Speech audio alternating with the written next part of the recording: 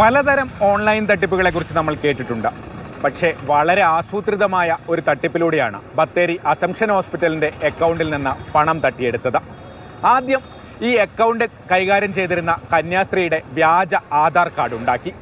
അതിനുശേഷം അക്കൗണ്ടുമായി ബന്ധിപ്പിച്ചിരുന്ന സിമ്മിൻ്റെ ഡ്യൂപ്ലിക്കേറ്റ് എടുത്തു.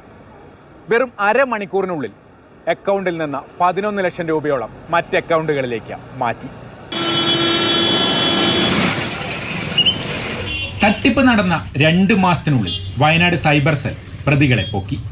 ബംഗ്ലാദേശ് അതിർത്തിയിൽ നിന്നാണ് ഷൊറാബ് ഹുസൈൻ, തബോഷ് ദേവ്നാഥ് എന്നിവരെ Wayanad cyber police inspector Shaju ജോസഫും സംഘവും അറസ്റ്റ് ചെയ്തത്. വ്യാജ തിരിച്ചറിയൽ കാർഡുകൾ നിർമ്മിക്കാനുള്ള സംവിധാനങ്ങളും 100 കണക്കിന് വ്യാജ തിരിച്ചറിയൽ രേഖകളും ഇവരിൽ നിന്ന് പിടിച്ചെടുത്തു.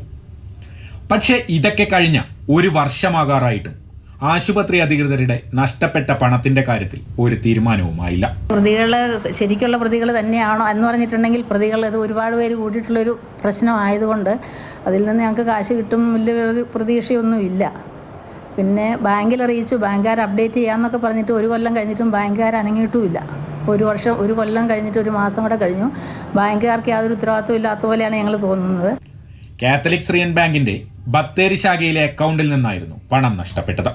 എനിക്ക് സംശയം ഇപ്പം ബാങ്കിൽ നിന്ന് ആരെങ്കിലും ആണോ ഈ നമ്പർ കൊടുത്തതെന്ന് പോലും എനിക്ക് സംശയമുണ്ട്. അല്ല, ഈ ഫോൺ നമ്പർ ഇന്ന നമ്പറിലാണെന്നുള്ളത് ഈ സിസ്റ്റം അല്ലാതെ വേറെ ആർക്കും അറിയത്തില്ല.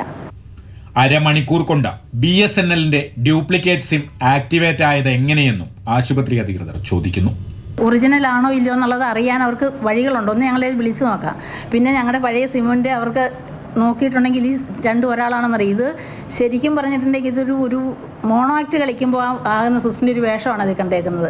അത് എനിക്ക് BSNLന്റെ നല്ലൊരു കൈ ഉണ്ടെന്നുള്ളതാണ് ഇതിൽ എനിക്ക് മനസ്സിലാക്കിയേക്കുന്നത്. അല്ലെങ്കിൽ എങ്ങനെ അരമണിക്കൂർ കൊണ്ട് ഇത് ആക്റ്റീവ് ആകുന്നത്? എന്തായാലും കേസ് കോടതിയിലെത്തുമ്പോഴെങ്കിലും കാര്യങ്ങളിൽ വ്യക്തതയുണ്ടാകുമെന്ന പ്രതീക്ഷയിലാണ് അസംഷൻ ആശുപത്രി മാനേജ്മെന്റ്. മാതൃഭൂമി ന്യൂസ്, വയനാട്.